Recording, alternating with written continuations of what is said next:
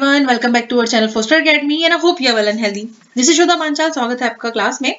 और आपको पता है संभव बैच चल रहा है ये, जिसमें कि हम DSSB की तैयारी कर रहे हैं टीजीटी सोशल साइंस के लिए, और इसकी क्लासेस चल रही हैं। तो सिविक्स की क्लास नंबर 2 हो चुकी है और अब डिस्कस करने वाले हैं इसके एमसीक्यूज। ठीक है, तो हमारा जो टॉपिक था ये था फेडरलिज्म यानी संघवाद।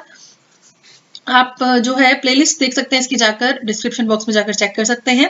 साथ ही में आप टेलीग्राम जो ग्रुप है उसको ज्वाइन कर सकते हैं फर्दर डिटेल्स के लिए, जो भी इंफॉर्मेशन वहां पर होगी उसके लिए। ठीक है, तो चलिए स्टार्ट कर लेते हैं अपनी क्लास विद क्वेश्चन नंबर 1। और वीडियो अच्छी लगी तो लाइक करना ना भूलें, चैनल को सब्सक्राइब भी कर सकते हैं और शेयर भी कर सकते हैं। पंचायती राज की प्रणाली में निम्नलिखित में से कौन शामिल है? पंचायती राज, क्योंकि हमने जो अपना टॉपिक पढ़ा था संघवाद, ये बेसिकली किस चीज से रिलेटेड था? जो पावर होती है, पावर का जो डिस्ट्रीब्यूशन है उसके वर्टिकल टाइप से रिलेट करता है, जिसमें कि ऊर्ध्वाधर वितरण में, जिसमें कि सबसे पहले आपकी गवर्नमेंट होती है central government, then state government and then हमारे इंडिया में कौन सी है? आपकी स्थानीय सरकार, यानी कि आप लोकल सेल्फ गवर्नमेंट इसको कह सकते हैं, जिसके अंदर आता है पंचायती राज। ठीक है, तो वीडियो का जो लिंक है वो डिस्क्रिप्शन बॉक्स में मैं दे दूंगी, आप वहां जाकर देख सकते हैं, डिटेल में मैंने चैप्टर आपको कराया हुआ है। तो पंचायती राज की प्रणाली में निम्नलिखित में से कौन शामिल है? गांव, जिला और राज्य स्तर, गांव, राज्य और संघ स्तर, गांव, ब्लॉक और जिला स्तर, या फिर ग्राम और राज्य स्तर। तो इसका जो करेक्ट आंसर जाएगा आपका फर्स्ट का, वो जाएगा आपका ऑप्शन नंबर सी, गांव, ब्लॉक और जिला स्तर। देखिए कैसे भारत में पंचायती राज जो है वर्तमान में एक शासन प्रणाली है, जिसमें क्या होता है, ग्राम पंचायतें स्थानीय अधिकारियों के बुनियादी घटक हैं और इस प्रणाली को अंततः पंचायती राज कहा गया। इसका जो उद्घाटन है वो 2 अक्टूबर 1959 को राजस्थान के नागौर में तत्कालीन प्रधानमंत्री श्री पंडित जवाहरलाल नेहरू जी द्वारा किया गया था। व्यवस्था को हमने 3 पार्ट में डिवाइड किया था। क्वेश्चन में हमारा यही क्वेश्चन था, कितने पार्ट में? तो पहला यहाँ पर ग्राम स्तर पर ग्राम पंचायत, इसमें जो सरपंच होता है और इसके अलावा ग्राम पंचायत के सदस्य होते हैं, उनको ग्राम पंचायत के सदस्यों को मतदान आयु गांव की आबादी द्वारा 5 साल की अवधि के लिए सीधे चुना जाता है। सेकंड है आपका लेवल मंडल परिषद, या फिर आप कह सकते हैं ब्लॉक स्तर। ठीक है, जो कि हमने भी ऑप्शन में भी देखा था। तो ब्लॉक जो है वो ग्राम पंचायत का एक उच्च स्तरीय संस्करण है। थर्ड लेवल जो हमने देखा था वो था आपका जिला स्तर यानी जिला परिषद।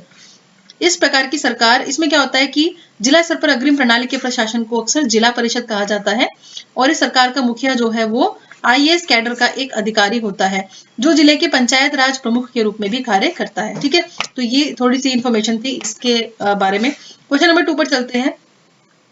संघीय सरकार की विशिष्ट विशेषता को पहचाने। तो यहाँ पे आपसे फेडरलिज्म की बात की, फेडरल गवर्नमेंट की बात की गई है, आपको बताना है करेक्ट आंसर। तो यहाँ पर पहले मैं बता दूं आपको, लगभग 40 के आसपास हम जो क्वेश्चन है वो सॉल्व करने वाले हैं, तो बने रहिए साथ में, है ना। संघीय सरकार की विशिष्ट विशेषताओं को पहचाने, तो इसका जो आंसर जाएगा आपका, ये जाएगा आपका option number C, government power. जो होती पावर वो सरकार के विभिन्न स्तरों के बीच में विभाजित होती है। ठीक है, जो पावर होती है वो सरकार के विभिन्न स्तरों के बीच में विभाजित होती है। संघीय सरकार का यही मॉडल होता है कि पावर का डिस्ट्रीब्यूशन कर दिया जाता है, डिसेंट्रलाइजेशन कर दिया जाता है, यानी विकेंद्रीकरण। पहला है विधानमंडल, कार्यपालिका और न्यायपालिका के बीच में शक्ति का वितरण। नहीं, ये नहीं है, ये वाला तो वर्टिकल नहीं कहलाएगा, ये वाला आपका हॉरिजॉन्टल डिस्ट्रीब्यूशन ऑफ पावर हो जाएगा, यानी आपका क्षैतिज वितरण। ठीक है, सत्ता की साझेदारी जो आपका चैप्टर था पावर शेयरिंग, उसमें हमने पढ़ा था कि पावर का डिस्ट्रीब्यूशन किस तरीके से होता है, तो उसका क्षैतिज है। और ये वाला संघीय वाला जो आता है ये आपका आता है वर्टिकल वाले में, यानी ऊर्ध्वाधर, वर्टिकल टाइप ऑफ। ठीक है, तो फिर आ जाएगा आपका आंसर नंबर सी।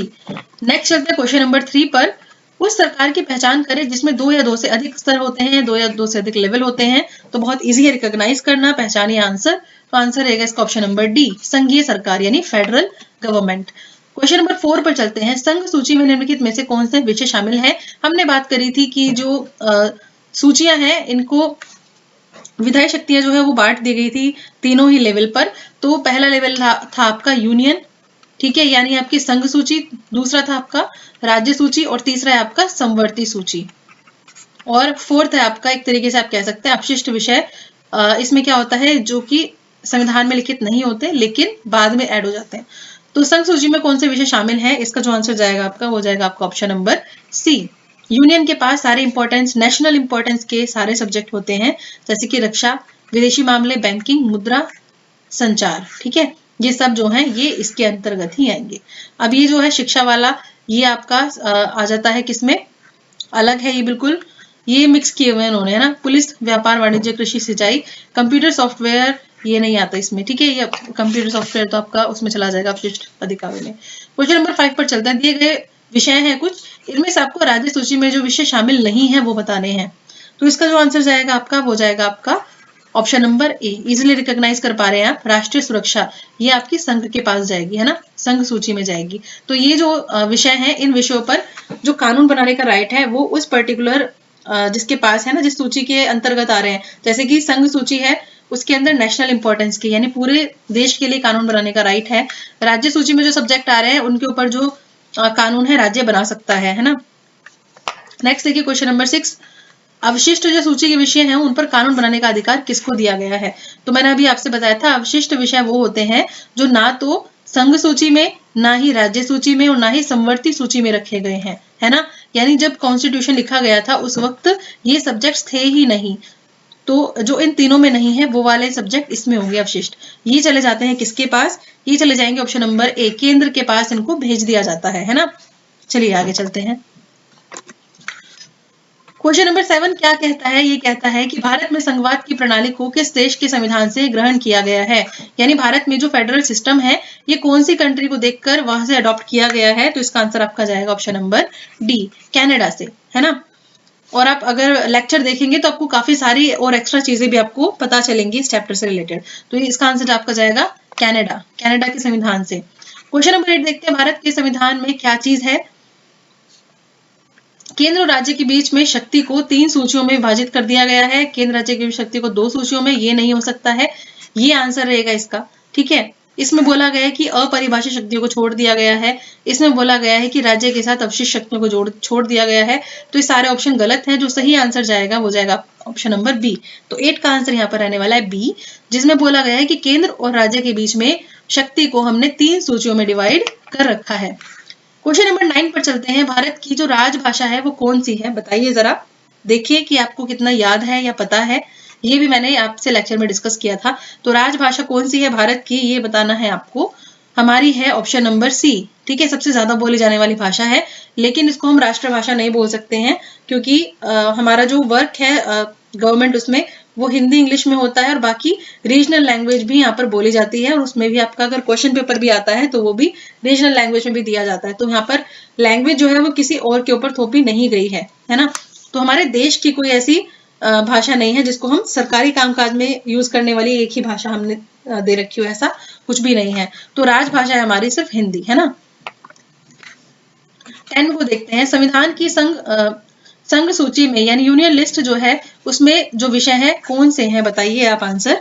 तो इसका जो आंसर जाएगा आपका प्रतिरक्षा, संचार, बैंकिंग, रेलवे, विदेशी मामले, डाक, ये सभी हैं। तो उपरोक्त सभी आंसर जाएगा, यानी ऑप्शन नंबर जो डी रहेगा हमारे पास बिल्कुल करेक्ट रहने वाला है। चलिए क्वेश्चन नंबर 11 की तरफ बढ़ते हैं। ये कहता है कि एकात्मक शासन व्यवस्था की विशेषता क्या है। एकात्मक शासन व्यवस्था की विशेषता क्या है, तो इसका आंसर देखते हैं क्या रहेगा। इसका आंसर रहेगा आपका ऑप्शन नंबर डी, उपरोक्त सभी। क्या क्या विशेषता है इसमें, क्या होता है कि एक ही लेवल पे गवर्नमेंट काम करती है, इसके अलावा बाकी जो इकाइयां उसके अधीन होकर काम करती हैं, यानी स्वतंत्र नहीं होती हैं। और थर्ड है केंद्रीय सरकार प्रांतीय स्थानीय सरकारों को आदेश दे सकती है। लेकिन हमारे में अगर हम बात करें फेडरल सिस्टम की या संघीय व्यवस्था की, तो इस संघीय व्यवस्था में हमारे पास केंद्र के पास राइट्स अलग हैं, हमने स्टेट को जो राइट्स दिए गए हैं वो अलग हैं, मतलब फ्रीडम दी हुई है। इसके अलावा एक और लेवल भी है, उस पर भी हमने अधिकार दिए हैं सरकार को, है ना। तो ये हमने सत्ता का जो है वो क्या कर दिया है, बंटवारा कर दिया है, पावर को डिस्ट्रीब्यूट कर दिया है। क्वेश्चन नंबर 12 की तरफ बढ़ते हैं। इनमें से कौन सी संघीय शासन की विशेषता है, ठीक है, तो आपको बताना है इनमें से कौन सी विशेषता है। 2 सरकार होती है, 2 लेवल पे सरकार होती है, बिल्कुल ठीक है। पूरे देश के लिए होती है एक सरकार जिसके जिम्मे राष्ट्र महत्व के विषय होते हैं, ये भी सही है। प्रांतीय सरकार होती है जिसमें प्रांत के मामले देखती है, ये भी सही है। तो उपरोक्त डी जो आपका रहेगा, उपरोक्त सभी, ये जाएगा आपका करेक्ट आंसर। क्वेश्चन नंबर 13 है, यदि समवर्ती सूची पर केंद्र और राज्य सरकारों के कानून में टकराव हो जाए तो फिर क्या होगा, है ना। हमने बात की थी समवर्ती सूची क्या होती है। सूची वो होती है जिसमें केंद्र और राज्य दोनों को मिलकर डिसीजन लेना होता है ना। लेकिन अगर विवाद हो जाए तो उस बारे में किसका डिसीजन मायने रखेगा, इंपॉर्टेंस रखेगा? इसका आंसर आपका जाएगा ऑप्शन नंबर बी। केंद्र जो है उसको ज्यादा इंपॉर्टेंस दी जाएगी और उसका केंद्र का कानून जो है वो मान्य होगा। ठीक है, चलिए क्वेश्चन नंबर 14 की तरफ। संविधान की राज्य सूची में सम्मिलित प्रमुख विषय कौन से हैं? तो यहाँ पर हम स्टेट लिस्ट की बात कर रहे हैं कि वो सब्जेक्ट्स जो कि स्टेट जिन पर कानून बना सकती है वो विषय कौन से हैं, है ना। तो इसका आंसर आपका जाएगा कृषि और सिंचाई बिल्कुल है, जिला अस्पताल और सफाई बिल्कुल है, पुलिस और व्यापार ये भी है। तो इसका जो आंसर जाएगा डी, उपरोक्त सभी, है ना। क्वेश्चन नंबर 15 पर चलते हैं। श्रीलंका में किस प्रकार की शासन व्यवस्था पाई जाती है? संघात्मक, अर्ध संघात्मक, एकात्मक या फिर अर्ध एकात्मक? तो इसका आंसर आपका जाएगा ऑप्शन नंबर सी, एकात्मक सरकार, है ना। तभी तो श्रीलंका में इतना ज्यादा प्रॉब्लम देखने को मिली थी। वहां पे जो बहुसंख्यक वर्ग था जो सिंगली भाषा बोलता था, उन्होंने सिर्फ उसी धर्म को बढ़ावा दिया, उसी भाषा को बढ़ावा दिया। तो यहाँ पर जो सरकार है उसने अपने जो राइट्स हैं वो बांटे नहीं हुए थे और सबके साथ, है ना। जैसे इंडिया में है या फिर फेडरल गवर्नमेंट में जो होता है, हर लेवल पे राइट्स यानी अधिकार दे दिए जाते हैं उनको, स्टेट्स को। भारतीय संविधान की 8वीं जो अनुसूची है उसमें कितनी भाषाओं को शामिल किया गया है? तो टोटल हमारे पास इस वक्त की अगर हम बात करें कितनी भाषा है, तो ऑप्शन नंबर सी जो है बिल्कुल करेक्ट रहेगा, ऑप्शन नंबर सी। 22 लैंग्वेजेस हमारे पास हैं, जिनमें टाइम टू टाइम अगर हम देखें तो लैंग्वेजेस जोड़ी गई। स्टार्टिंग में इतनी नहीं थी, फिर धीरे धीरे लैंग्वेजेस और भी जोड़ी गई। क्वेश्चन नंबर 17 देखते हैं। संघीय प्रणाली के मूल उद्देश्य क्या है? यानी फेडरल सिस्टम है उसका मूल उद्देश्य क्या रहेगा? एकता को सुरक्षित करता है फेडरल सिस्टम, बिल्कुल सही बात है। क्षेत्रीय विविधता को ध्यान में रखता है, ये बिल्कुल सही बात है। ठीक है, तो इसका आंसर डी जाएगा, ए और बी दोनों है। हमने जब ये चैप्टर पढ़ा था तो अच्छे से बात की थी और इसको हमने क्या कहा था, दोहरे उद्देश्य बोला था। तो ये एग्जाम में इसी तरीके से भी पूछा जा सकता है कि दोहरे उद्देश्य का क्या मतलब है। तो यह है देश की एकता को सुरक्षित करना। अगर जो पावर है वो डिस्ट्रीब्यूट कर दी जाएगी लेवल वाइज तो क्या होगा, सभी के पास पावर होगी और एकता बनी रहेगी। और विविधता, क्षेत्रीय विविधता कैसे बनी रहेगी? क्योंकि सबकी जो अलग अलग डिमांड है स्टेट्स की वो फुलफिल हो पाएगी अगर आप फेडरल सिस्टम को लाते हैं, है ना। देखिए, संघवाद के प्रकार में हमने 2 चीजें देखी थी, ये एक बार फिर से आप देख सकते हैं। पहला यहाँ पर साथ आकर संघ बनाना और दूसरा है आपका साथ लेकर संघ बनाना। साथ आकर संघ बनाना मतलब कमिंग टुगेदर फेडरेशन, और ये वाला जो था ये था होल्डिंग टुगेदर फेडरेशन। तो इसमें क्या है, 2 या 2 से अधिक स्वतंत्र इकाइयों को साथ में लेकर एक बड़ी इकाई बनाई जाती है। इसमें जो है जो राज्य है, स्टेट्स हैं, उनके पास इक्वली सबको जो शक्ति है वो डिस्ट्रीब्यूट कर दी जाती है। और यहाँ पर हम कह सकते हैं कि केंद्र जो है, सेंटर जो है वो ज्यादा स्ट्रांग नहीं रहता, क्योंकि इनके पास भी राइट्स काफी ज्यादा होते हैं। तो इसकी विशेषता ये रहेगी, केंद्र बहुत ज्यादा स्ट्रांग नहीं रहता और सभी स्वतंत्र रहते हैं राज्य और अपने हिसाब से काम करते हैं। ये एग्जाम्पल है ऑस्ट्रेलिया, संयुक्त राज्य अमेरिका, स्विट्जरलैंड। ठीक है, आगे अगर हम देखिए साथ लेकर संघ बनाना, अब इसमें क्या हुआ था, छोटे छोटे अलग अलग स्टेट्स हैं, ठीक है, इन्होंने क्या किया, ये सब आपस में एक साथ मिल गए और एक साथ इन्होंने मिलकर एक पूरा फेडरेशन बना लिया, या कह सकते हैं एक पूरी यूनिट का निर्माण किया और इसको ही क्या कहा, अपना एक इकाई बोल दिया गया। ठीक है, जैसे कि यूएसए। साथ लेकर संघ बनाने का मतलब है कोई एक बड़ा देश है, उस बड़े देश में हमने क्या किया, अलग अलग जो पार्ट्स हैं उनके डाइवर्सिटी को ध्यान में रखते हुए उनको उनके अधिकार दे दिए और फ्रीडम दे दी, है ना। तो आंतरिक विविधता को ध्यान में रखते हुए राज्यों का गठन कर दिया, लेकिन जो केंद्र है वो ज्यादा शक्तिशाली फिर भी बना रहेगा।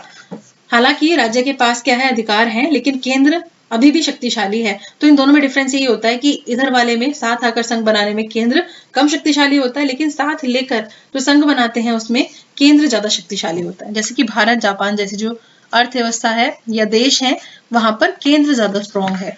क्वेश्चन नंबर 18 पर चलते हैं। कौन सा जो कथन है वो एकात्मक सरकार के संदर्भ में बिल्कुल गलत है? तो इसका आंसर देखिए क्या जाएगा, इसका आंसर जाएगा आपका, अब एक बार देख लेते हैं। सरकार का केवल एक स्तर है, ये एकात्मक सरकार जो है, और उप इकाइयां केंद्र सरकार के अधीनस्थ हैं, ये बिल्कुल ठीक है ना, एकात्मक सरकार के बारे में। फिर है केंद्र सरकार प्रांतीय सरकार को आदेश पारित कर सकती है, ये भी ठीक है। फिर है एक जो राज्य है वो एक राज्य सरकार केंद्र सरकार के प्रति जवाबदेह है, ये भी ठीक है। फिर है राज्य सरकारों की शक्तियां संविधान द्वारा गारंटीकृत है, तो ऐसा बिल्कुल भी नहीं है।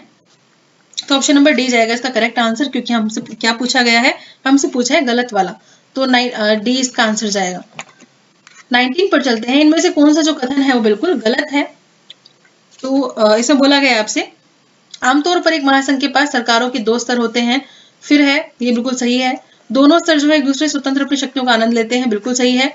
फिर एक संघीय प्रणाली में एक राज्य अपनी शक्तियां होती है उसके पास, बिल्कुल सही है। एक संघीय प्रणाली में राज्य सरकार केंद्र सरकार के प्रति जवाबदेह है। ठीक है, इसमें क्या बोला है कि राज्य सरकार इसमें क्या होता है, जवाबदेह नहीं है। तो आंसर जाएगा ऑप्शन नंबर डी। हालांकि अगर प्रैक्टिकल लाइफ की बात करें तो थोड़ा सा डिफरेंस देखने को मिलता है यहाँ पर। तो कहीं ना कहीं केंद्र जो है थोड़ी बहुत बातें मनवा लेता है, लेकिन अगर हम कॉन्स्टिट्यूशन में क्या चीज मेंशन है वो यही है कि संघीय प्रणाली में हमारी राज्य सरकार जो है वो केंद्र सरकार के प्रति जवाबदेह नहीं है ना। क्वेश्चन नंबर 20 पर चलते हैं। संवैधानिक संशोधन 1992 के आधार पर इनमें से कौन सा जो कथन है वो बिल्कुल गलत है। तो इसमें क्या हुआ था, 1/4 पद महिलाओं के लिए आरक्षित है। ये हम बात किस चीज की कर रहे हैं, ये हम बात कर रहे हैं पंचायती राज व्यवस्था की। किसकी, पंचायती राज व्यवस्था की हम बात कर रहे हैं। तो यहाँ पर गलत आपसे कथन पूछा है, तो आप देखकर अगर आपने सब ठीक से पढ़ा हुआ है तो आप रिकॉग्नाइज कर सकते हैं इजिली। यहाँ पर 1/4 पद महिलाओं के लिए आरक्षित नहीं थे, 1/3 पद थे, है ना। तो ये वाला ही गलत हो गया है, तो आंसर यही रहेगा 20 का ए। स्थानीय सरकार का निकाय के नियमित चुनाव होने हैं, ये बिल्कुल सही है। जब 73rd अमेंडमेंट हुआ था, ठीक है, 1992 में पंचायती राज को लेकर, तो इसमें ये कहा गया था कि अब जो चुनाव है वो नियमित रूप से होंगे। इसके अलावा आरक्षण से रिलेटेड भी था, सीट्स रिजर्व करने से रिलेटेड, और ये भी बोला गया था कि राज्य जो है वो राज्य चुनाव आयोग जो है वो चुनाव कराएगा, ठीक है, उसकी देखरेख में ही, देखभाल में ही चुनाव होंगे। तो इसका आंसर जाएगा ऑप्शन नंबर ए। पर चलते हैं, इसमें क्या बोला गया है कि भारत का जो संविधान है वो मूल रूप से, आपको ये चीज याद रखनी है, मूल रूप से किस बारे में बात कर रहा है, हमें किस तरीके की शासन व्यवस्था प्रदान की गई थी, 2 स्तरीय शासन व्यवस्था। तो यहीं पर ही आंसर आ जाता है आपका, बिल्कुल सही, ऑप्शन नंबर ए बिल्कुल सही है। हमने बात की है मूल संविधान की, तो हमने अमेंडमेंट किया था 73rd 1992 में। तो जो त्रिस्तरीय मॉडल आया है वो कह सकते हैं संवैधानिक तरीके से आया है 1992 में। हालांकि पहले भी पंचायती राज, पहले ही आ गई थी पंचायती राज व्यवस्था, तो जो हमारे देश के पहले प्रधानमंत्री हैं उनके थ्रू ही राजस्थान में पंचायती राज व्यवस्था शुरू कर दी गई थी, नागौर जिले में। लेकिन अगर हम संवैधानिक रूप की बात करें तो वो बाद में ऐड हुई है। तो त्रिस्तरीय मॉडल इस वक्त हम देखते हैं, लेकिन संविधान में हमारे कॉन्स्टिट्यूशन जब लिखा गया था उस वक्त ये इस तरीके से मेंशन नहीं था। उस वक्त क्या था, ये 2 लेवल पे ही था, है ना। क्वेश्चन नंबर 2 पर चलते हैं। भारत सरकार की भाषा नीति से रिलेटेड अगर बात करें तो इनमें से कथन पूछा है, कौन सा सही रहेगा। तो अंग्रेजी हमारी राष्ट्रीय भाषा है, पहला कथन। दूसरा आपसे बोला गया है नागरिक किसी भी भाषा को राष्ट्रीय भाषा के रूप में चुनने के लिए स्वतंत्र हैं। नेक्स्ट है हिंदी हमारी राष्ट्रीय भाषा है, राष्ट्रीय वर्ड है, यहाँ पर राष्ट्रीय भाषा नहीं है। फिर है भारत के संविधान ने किसी भी भाषा को राष्ट्रभाषा घोषित नहीं किया है। तो इसका जो आंसर जाएगा 22 का वो जाएगा ऑप्शन नंबर डी, बिल्कुल करेक्ट। यहाँ पर कोई भी राष्ट्रभाषा हमारी नहीं है। हिंदी जो है वो राजभाषा है, वो राष्ट्रभाषा नहीं है ना। और यहाँ पर अगर ये बात करें नागरिक किसी भाषा को राष्ट्रीय भाषा नहीं, नागरिक अपनी रीजनल लैंग्वेज को जो है उसको यूज कर सकते हैं, लेकिन यहाँ पर राष्ट्रीय भाषा को ऐसे आप सेलेक्ट नहीं कर सकते हैं, कोई राइट नहीं है। तो 22 का आंसर जाएगा डी। हमारे संविधान में किसी भी भाषा को राष्ट्रभाषा का घोषित नहीं किया गया। हालांकि एक कोशिश की गई थी कि जो इंग्लिश यूज होती आ रही थी उसको हटा दिया जाए, लेकिन तमिलनाडु ने बहुत ज्यादा प्रोटेस्ट किया था कि अगर तुम हिंदी ही रखोगे सिर्फ देश में, तो हम जो गैर हिंदी भाषी देश उनका जो राज्य है उनका क्या होगा। तो इसलिए इंग्लिश को हटाया नहीं गया था, उसको भी साथ लेकर ही चला गया। क्वेश्चन नंबर 23 है, पंचायती राज जो है उसका 3 स्तरीय प्रणाली का कौन सा हिस्सा इनमें से नहीं है। तो नहीं वाला पार्ट आपसे पूछा है, पंचायती राज की 3 स्तरीय। तो इसमें जो आपका आंसर जाएगा 23 का, ये जाएगा आपका ऑप्शन नंबर ए, पंचायती राज। अगर यहाँ पर आपसे स्थानीय शासन पूछते तो बात अलग थी, तो ऑप्शन भी फिर कुछ अलग होता, लेकिन पंचायती राज में तो ग्राम पंचायत, ब्लॉक समिति और जिला परिषद होती है। ये नगर पालिका अलग होती है और ये अर्बन एरिया में होती है ना, यानी शहरी एरिया के लिए है ये। है तो ये भी लोकल सेल्फ गवर्नमेंट, यानी है तो ये भी स्थानीय सुशासन, स्थानीय शासन, लेकिन पंचायत के अंतर्गत नहीं आता, है ना, क्योंकि ये वाला आता है आपका 74th अमेंडमेंट वाला, है ना। चलिए नेक्स्ट आ जाइए। क्वेश्चन नंबर 24 कहता है, जब सत्ता केंद्र और राज्य सरकारों से छीन ली जाती है, जब सत्ता केंद्र और राज्य सरकारों से छीन ली जाती है और स्थानीय सरकार को दे दी जाती है तो उसे क्या कहा जाता है। यानी जो पावर का जो है वो डिस्ट्रीब्यूशन कुछ पावर का जो है डिस्ट्रीब्यूशन कुछ इस तरीके से किया जाता है कि सेंट्रल और स्टेट के पास से कुछ पावर जो है वो किसको दे दी जाती है? लोकल गवर्नमेंट को दे दी जाती है, लोकल सेल्फ गवर्नमेंट को। तो उसको क्या कहा जाएगा? वितरण कहा जाएगा। केंद्रीकरण तो बिल्कुल ही नहीं कहा जाएगा, है ना, तो सेंट्रलाइजेशन हो गया, जबकि हम तो डिसेंट्रलाइजेशन कर रहे हैं। पुनर्गठन भी नहीं कहा जाएगा, वितरण भी नहीं कहा जाएगा, ये बोला जाएगा विकेंद्रीकरण। तो 24 का आंसर आपका रहेगा ऑप्शन नंबर डी। हम पावर का क्या कर रहे हैं? हम पावर को डिस्ट्रीब्यूट कर रहे हैं, यानी डिसेंट्रलाइज कर रहे हैं। एक के अब दो के हाथ में पावर नहीं रही, अब उनको थोड़ी पावर अपने जो थर्ड लेवल है उसको भी जाकर देनी पड़ेगी। क्वेश्चन नंबर 25 देख लेते हैं। नगर निगम के प्रमुख को क्या कहते हैं? ये जब चैप्टर पढ़ाया था मैंने तो भी आपको बताया था। नगर निगम के प्रमुख को क्या कहा जाता है? इसको कहा जाता है मेयर। क्या कहा जाता है? मेयर। तो आंसर रहेगा ऑप्शन नंबर ए, है ना। तो 25 क्वेश्चन हो गए हमारे। 26 पर आते हैं। दोबारा से आपको रिमाइंड करा देती हूँ, संभव जो बैच है ये चल रहा है D++ TGT सोशल साइंस के लिए। और हाँ, एक चीज और है, हमारी जीए की भी नई क्लासेस स्टार्ट हुई हैं, तो आपको अगर आप देखना चाहें तो जा सकते हैं, काफी अच्छी क्लासेस हैं, ठीक है। आप उसको भी जाकर, ये भी संभव बैच के अंतर्गत ही क्लासेस चल रही हैं जीए वाली, है ना। और डेली आपकी क्लास मॉर्निंग में ही आ जाती है, तो आप जीए की तैयारी भी कर सकते हैं यहाँ पर क्लास के थ्रू। बाकी अदर सब्जेक्ट्स भी हम जोड़ेंगे, ठीक है। अभी तो आपका जो सब्जेक्ट स्पेसिफिक है मेनली मैं वही करा रही हूँ। 26 पर चलते हैं। दो प्रकार के मार्ग हैं जिनके माध्यम से संघों का गठन किया गया है, ये कौन से हैं? दो प्रकार के मार्ग पूछा गया आपसे, तो आंसर इसका जाएगा क्या? एक मार्ग में स्वतंत्र राष्ट्र शामिल है जो एक बड़ी इकाई बनाने के लिए एक साथ आती है, और दूसरा मार्ग वह है जहां एक बड़ा देश अपनी शक्तियों को राज्यों और राष्ट्रीय सरकार के बीच में विभाजित करने का निर्णय लेता है। इसके बारे में मैंने आपको अभी ही बताया था, जो साथ आकर और साथ लेकर संघ बनाने, साथ आकर संघ बनाना और साथ लेकर संघ बनाना वाली बात की थी, जिसमें आपका था कमिंग टुगेदर। तो ये जो टाइप है आपका स्वतंत्र राष्ट्र शामिल है जो एक बड़ी इकाई बना रहे हैं, ये तो आएगा कमिंग टुगेदर के अंतर्गत। और ये दूसरा मार्ग जो है ये आपका आएगा होल्डिंग टुगेदर के अंतर्गत, है ना, होल्डिंग टुगेदर के अंतर्गत। तो इस तरीके से संघों का गठन दोनों ही तरीके से होता है, तो ए और बी जो है दोनों ही आंसर रहेगा उपरोक्त दोनों।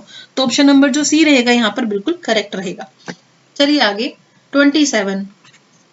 निम्नलिखित में से कौन संघवाद की प्रमुख विशेषताओं में से एक नहीं है? तो यहाँ से बेसिकली आपसे पूछा गया संघवाद की विशेषताएं क्या है।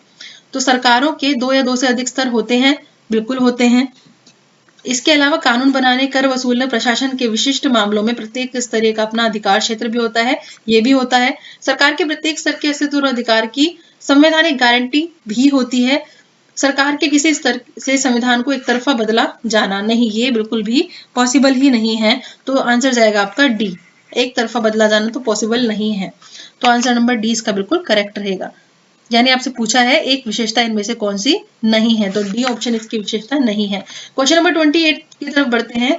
इसमें पूछा है कौन सा जो देश है उसमें एकात्मक व्यवस्था लागू है, यानी जिसमें एकात्मक प्रणाली, शासन की प्रणाली चल रही है। तो इसका आंसर आपका जाएगा ऑप्शन नंबर डी। श्रीलंका की बात करें तो यहाँ पर श्रीलंका रहेगा। श्रीलंका, इंग्लैंड और चीन, यहाँ पर आपकी एकात्मक व्यवस्था देखने को मिलती है, यानी पावर का डिस्ट्रीब्यूशन जो है वो अधीन रहकर होता है राज्यों को, केंद्र के पास ज्यादा से ज्यादा राइट्स होते हैं। 28 का आंसर यहाँ पर रहेगा डी। 29 पर चलते हैं। भारत में हिंदी भाषा बोलने वाले लोगों की संख्या कितने प्रतिशत है यहाँ पर, ये पूछा गया है। तो इसका आंसर जाएगा 40, यानी ऑप्शन नंबर ए बिल्कुल करेक्ट रहेगा, 40%। फिर है क्वेश्चन नंबर 30। दुनिया के कितने देशों में संघीय शासन व्यवस्था है? तो यहाँ पर लगभग कितने देशों में देखने को मिली है? 25 कंट्रीज यहाँ पर देखने को मिली है। ऑप्शन नंबर सी बिल्कुल करेक्ट रहेगा। क्वेश्चन नंबर 31 की तरफ बढ़ते हैं। राज्य पुनर्गठन आयोग की स्थापना कब हुई? जैसे ही हमारा देश आजाद हुआ 1947 में, उसके बाद ही अलग अलग जो स्टेट्स हैं उनको ये लगने लगा कि हमारी लैंग्वेज अलग है, हमारा कल्चर अलग है, तो इस चीज को लेकर डिमांड्स उठने लगी, है ना। तो 31 का आंसर यहाँ पर जाएगा ऑप्शन नंबर सी। 1953 में फिर इसी चीज को लेकर राज्य पुनर्गठन आयोग बनाया गया, जिसका काम क्या था ये देखना कि किस तरीके से जो राज्य हैं वो बनाए जा सकते हैं। जैसे कि आपने देखा होगा पुराने टाइम में जो है वो राजपूताना था, सेंट्रल प्रोविंसेस था, ऐसे करके अलग अलग एरिया थे, तो उनमें से काट काट कर अलग राज्य बना दिए गए। क्वेश्चन नंबर 32 कहता है कौन साथ आकर संघ बनाने का उदाहरण है? कौन सा इनमें से उदाहरण नहीं है पूछा गया है, नहीं वाला पूछा गया है। साथ आकर संघ बनाने का उदाहरण इसमें नहीं है, तो इसका आंसर जाएगा 32 का आपका भारत, ठीक है। यूएसए है, इसके अलावा स्विट्जरलैंड है, इसके अलावा ऑस्ट्रेलिया है, इसका आंसर जाएगा आपका भारत। ठीक है, साथ आकर संघ बनाना, ये हमने अभी तो किया था, ये रहा। ठीक है, साथ आकर संघ बनाना, ये वाली हमने बात की थी। बड़ी यूनिट बनती है जिसमें छोटे छोटे यूनिट्स को साथ में लेकर, इसमें ऑस्ट्रेलिया, संयुक्त राज्य अमेरिका था और स्विट्जरलैंड भी था इसके अलावा। और यहां पर है साथ लेकर संघ बनाना, इसमें आपका ये रहा, एक बड़ी जो यूनिट है वो इस तरीके से बढ़ जाती है, तो इसे भारत शामिल है। तो साथ आकर संघ बनाना में भारत इसका करेक्ट आंसर रहने वाला है ना। चलिए नेक्स्ट है, पूरे जिले का प्रशासन कौन संभालता है? पूरे जिले का प्रशासन इनमें से कौन संभालता है? तो आंसर जाएगा 33 का ऑप्शन नंबर सी, जिला मजिस्ट्रेट या फिर कलेक्टर। जिला मजिस्ट्रेट या फिर कलेक्टर। नेक्स्ट है आपका क्वेश्चन नंबर 34, राज्य पुनर्गठन आयोग रिपोर्ट को कब लागू किया गया? राज्य पुनर्गठन आयोग जो है इसकी रिपोर्ट को कब लागू किया गया? तो इसका आंसर आपका जाएगा ऑप्शन नंबर सी, 1 नवंबर 1956 में। 1 नवंबर 1956 में। क्वेश्चन नंबर 35 है आपके पास, राज्य सूची में कितने विषय जो हैं उनको शामिल किया गया है? तो राज्य सूची में विषय कितने हैं? ये है आपके 61। तो ऑप्शन नंबर जो बी है बिल्कुल करेक्ट रहने वाला है, 61। क्वेश्चन नंबर 36, संघ में राज्यों के बीच में शक्तियों में परिवर्तन के लिए संसद कौन सी विधि अपनाई जाती है? संसद द्वारा कौन सी विधि अपनाई जाती है? दोबारा से देख लेते हैं। संघ में राज्यों के बीच में शक्तियों में परिवर्तन के लिए, है ना, परिवर्तन की जहां पर बात आ रही है, तो क्या किया जाएगा अगर हमें चेंज करना है? हमने जब ये कंटेंट किया था टॉपिक तो फिर देखा था अच्छे से, इसका आंसर जाएगा आपका ऑप्शन नंबर बी, दोनों सदनों के 2/3 बहुमत तथा आधे राज्यों की विधानसभा की स्वीकृति इसके लिए जरूरी होगी, तभी जाके इसमें कुछ चेंज किया जा सकता है। क्वेश्चन नंबर 37 है, राष्ट्रीय पंचायती राज दिवस जो है वो कब मनाया जाता है? तो इसका आंसर आपका जाएगा ऑप्शन नंबर सी, 24 अप्रैल को। ठीक है, 24 अप्रैल को। क्वेश्चन नंबर 38 है यहाँ पर, पंचायती राज व्यवस्था में सुधार हेतु गठित समितियां कौन सी हैं? अशोक मेहता समिति, पीवी के राय समिति या फिर बलवंत राय समिति? तो बलवंत राय मेहता समिति। तो इसका आंसर जाएगा, क्योंकि तीनों ही रिलेट करती हैं पंचायती राज व्यवस्था से, ऑप्शन नंबर डी जाएगा इसका करेक्ट आंसर, उपरोक्त सभी। क्वेश्चन नंबर 39 है, संविधान का वो कौन सा भाग है जो पंचायतों से संबंधित है? तो ये है आपका पार्ट 9, ऑप्शन नंबर डी बिल्कुल करेक्ट है यहाँ पर, भाग 9। लास्ट क्वेश्चन है आज की क्लास का, क्वेश्चन नंबर 40 है, कौन सा संविधान संशोधन अधिनियम जो है पंचायती राज से संबंधित था? तो ये पहले तो आपको पता है 1992 का था, तो ये है आपका 73rd। ठीक है, 73rd जो आपका संविधान संशोधन अधिनियम था, ये आपका पंचायती राज से रिलेटेड था। अगर आपसे क्वेश्चन पूछ लिया जाए कि नगर निगम से रिलेटेड कौन सा था, तो ये था आपका 74th अमेंडमेंट, है ना। तो ये चीज आपको ध्यान रखनी है। एंड आई होप सभी को क्वेश्चंस अच्छे लगे होंगे, और मिलते हैं अपने नेक्स्ट वीडियो में। आप इसी तरीके से हमारे साथ बने रहिए और वीडियो को ज्यादा से ज्यादा लाइक जरूर कीजिए, मुझे थोड़ा मोटिवेशन मिलता है इस चीज से। चलिए मिलते हैं अपने नेक्स्ट वीडियो में। Thank you so much watching this video. अपनी जो टॉपिक नंबर 3 है उसके साथ ही हम आगे बढ़ते हैं। साथ ही में आपको कोई सजेशन वगैरह देना हो कमेंट सेक्शन में आप बता सकते हैं कि आपको कौन सी जो क्लास है उसको पहले चाहिए, क्योंकि अभी सिविक्स चल रहा है। मैं ये सोच रही थी कि आपका जो इकोनॉमिक्स की क्लास है उसको भी स्टार्ट कर दिया जाए, तो कमेंट